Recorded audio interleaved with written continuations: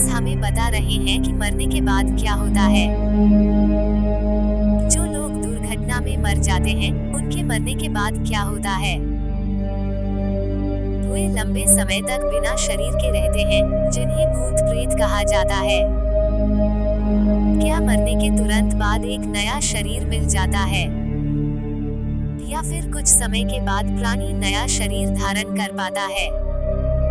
कैसे तय होती है समय की अवधि?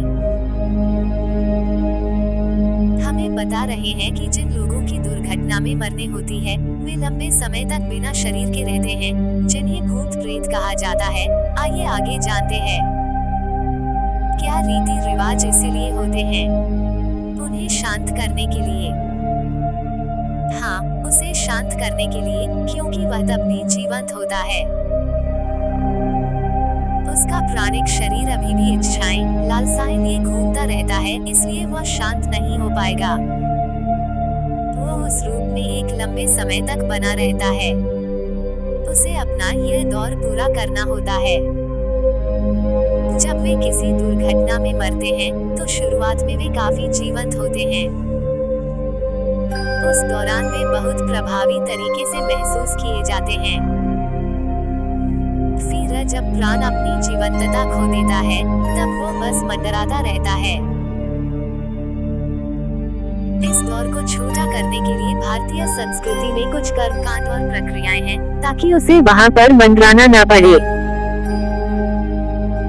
जो इंसान यह कर्मकांड कराता है, अगर वो उसके बारे में जानता है, तो उस प्राणी के भटकने की अवधि कम कर सकता है। वो उसके शांत होने की प्रक्रिया को तीव्र कर सकता है, ताकि उस प्राण को लंबे समय तक भटकना न पड़े। पूर्ण जीवन के बाद की मरने। अगर इन प्राणिक और सूक्ष्म शरीरों को एक दूसरा भौतिक शरीर धारण करना है, तो उनमें एक खास तरह की स्थिरता की जरूरत होती है।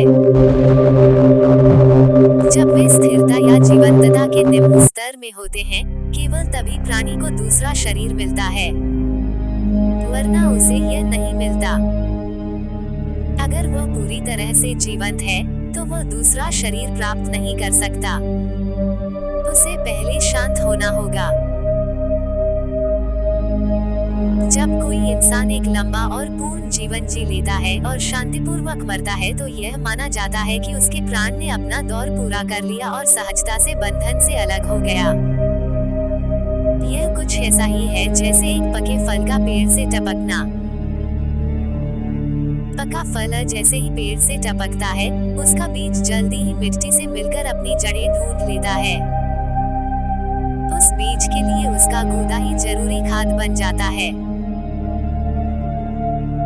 उसी तरह जब एक इंसान अपना जीवन चक्र पूरा करके अपने आखिरी क्षण तक पहुंचता है, तो हम कहते हैं कि उसकी मरने शांतिपूर्वक हुई। बिना किसी बीमारी या बिना किसी दुर्घटना के जब किसी की स्वाभाविक मरने होती है, तो प्राण की जीवंतता एक हद तक शांत हो चुकी होती है, और उसको शरीर से मुक्त होने के लिए कोई संघर्ष नहीं करना पड़ता। मरने के कुछ समय बाद मिलता है नया प्रारब्ध कर्म।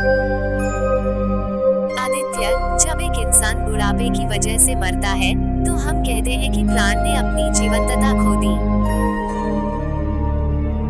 अब अगर हम यह मान लेते हैं कि वो एक दूसरा शरीर धारण करता है, तो क्या इसका मतलब है कि प्राण फिर से जीवंत होना शुरू होता है?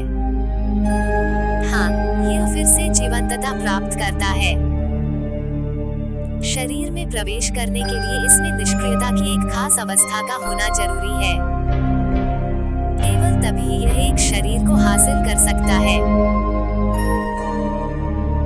एक बार जब प्रारब्ध कर्म खत्म या अपने आप क्षीण हो जाता है, तब बिना किसी कार्मिक तत्व के प्राण अपनी जीवंतता, अपनी गतिशीलता खो देता है।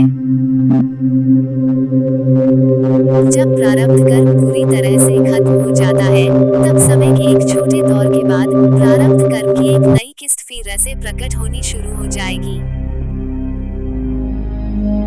जैसे ही एक नया प्रारब्ध जाहिर होना शुरू होता है, प्राण अपनी जीवंतता फिर प्राप्त कर लेता है, और तब यह फिर एक शरीर धारण कर लेगा।